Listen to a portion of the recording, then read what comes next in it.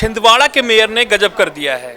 विक्रम अहाके 17 दिन पहले बीजेपी ज्वाइन करते हैं और उसके बाद आज जब छिंदवाड़ा में वोटिंग हुई राकेश जी, विनोद जी, तो उन्होंने अपील कर दी कि भैया नकुल नाथ को वोट दो, उनका समर्थन करो। तो ये क्या पॉलिटिक्स है?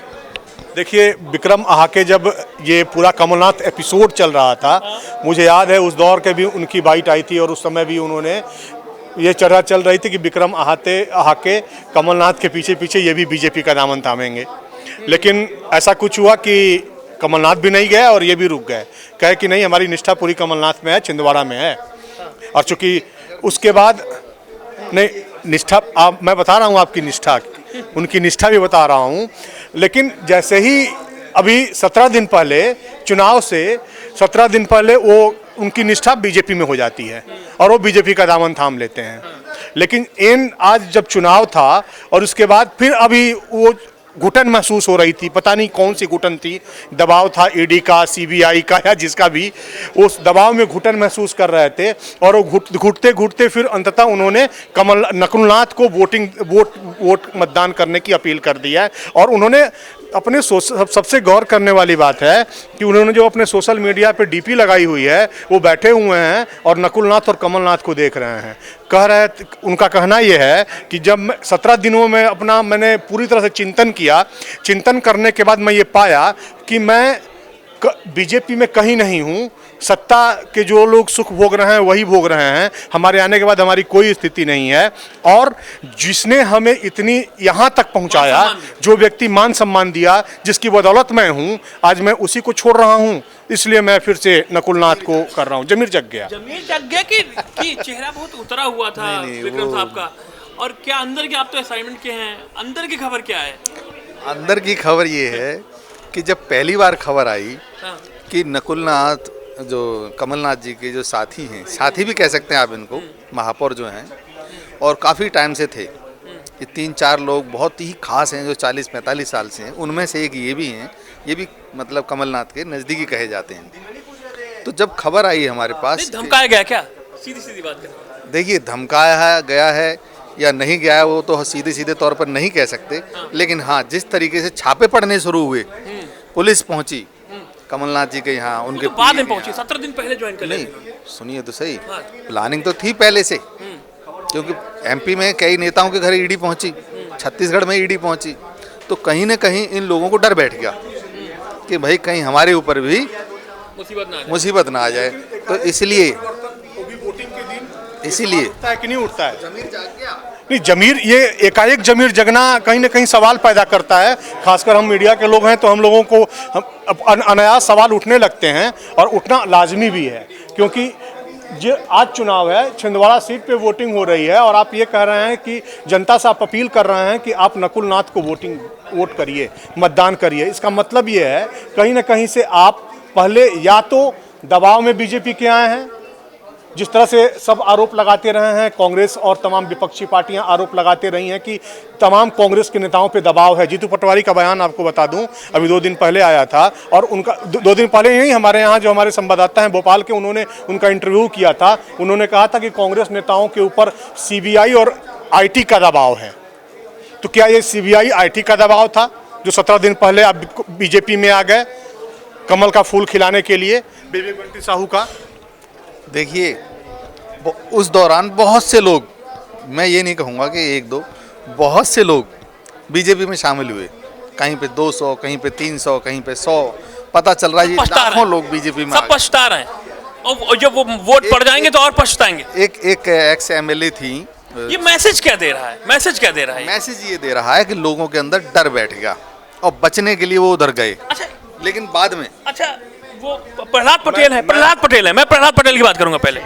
प्रहलाद पटेल ने कहा था कि पकी बेरी और कूड़ा कचरा प्रहलाद पटेल ने बीजेपी में आ रहे हैं, कांग्रेसियों को कहा था। और गोपाल भार्गव, अब क्या लोगों को, हाँ, अब क्या इनको लग रहा है कि अरे भाई हमको ऐसा कूड़ा कचरा न कर दें, पक्के बेर न समझ बताएंगे, क्योंकि इन्होंने बयान बड़े ध्यान से कान लगा के सुना है। हमने भी सुना। देखिए, मैं ये अभी तक जो इतिहास सामने आया है सिंधिया जी को छोड़ के भी, आप उत्तराखंड से ले लीजिए, उत्तराखंड में विजय बहुगुणा को ले लीजिए, तमाम ऐसे लोगों को ले लीजिए, सतपाल महाराज को ले लीजिए जो कांग्रेस में रह के अग्रिम पंक्ति का वो राजनीति करते थे, आगे रह के बात करते थे, वो अब हाशिए पे कर दिए गए हैं। और ये भक्तों को कहते हैं कि मोदी अवतार हैं। खुद मतलब मुझे कहना नहीं चाहिए, बहुत से ऐसे भक्त हैं जो आहत हो सकते हैं मेरे इस कहने से, लेकिन मैं किसी को आहत नहीं कर रहा, क्योंकि ये क्या होता है कि जब अवसरवादी लोग होते हैं, ये जिधर अवसर या जिधर नहीं, ऐसा कुछ नहीं है। पॉलिटिक्स में सब जायज है, कोई और अवसर नहीं है। राजनीति में न कोई स्थायी दुश्मन होता है, न कोई स्थायी दोस्त होता है। आपको एक बात बता दें, जिसकी जैसे जिससे बनने लगी वो उसका पाला बदल देता है, उस पाले में चले जाता है। ठीक है, इन्हें लग रहा था 17 दिन पहले कि बीजेपी में जाएंगे तो इनको बहुत सा लड्डू और बहुत सारी मिठाई मिलेगी, पक्की पकाई सी, लेकिन नहीं था। वहाँ सूखे बेर रखे हुए थे। आप महापौर हैं, हाँ। आप महापौर हैं, आप कोई विधायक नहीं है, आप शहर के महापौर हैं, और इनको लगा होगा कि अब हमारा यहाँ अस्तित्व तो नहीं है बीजेपी में। अच्छा। बहुत बड़ी पार्टी है बीजेपी। नहीं, अच्छा ये भी बात है कि अंडर करंट है कुछ। राहुल गांधी भी कह रहे हैं कि अंडर करंट है, जनता में माहौल बन रहा है कि जो है बीजेपी, लेकिन अंदर अंदर कुछ और चल रहा है। अमरावती से जो अभी बीजेपी से चुनाव लड़ रही हैं, जो हीरोइन भी थी, एक्ट्रेस थी अमरावती से, नवनीत राणा, वो कह रही कि 2019 में भी जो है मोदी लहर थी, लेकिन ये मत सोचना मोदी लहर है, आपको वोट देना पड़ेगा। यानी कि वो इनडायरेक्टली मान रही कि मोदी लहर, चूक मत जाना भैया, वोट जरूर देना। हालांकि उन्होंने बाद में सफाई दी इस पर। तो अभी अखिलेश यादव का आज बयान आया, उन्होंने ये कहा कि जो है पहले फेज में जो है फेल हो गई है बीजेपी। तो क्या अंडर करंट है? क्या जो गए हैं बीजेपी में वो डर रहे हैं कि यार वापस बैक कर लो? क्या है ऐसा? देखिए, एक चीज आपको बता दूं कि इस पूरे चुनाव में प्रोपोगेट किया जा रहा है 400 के पार। ये आंकड़ा बीजेपी नहीं पहुंचने वाली है, जहां तक ये मेरा आकलन है, पहली बात।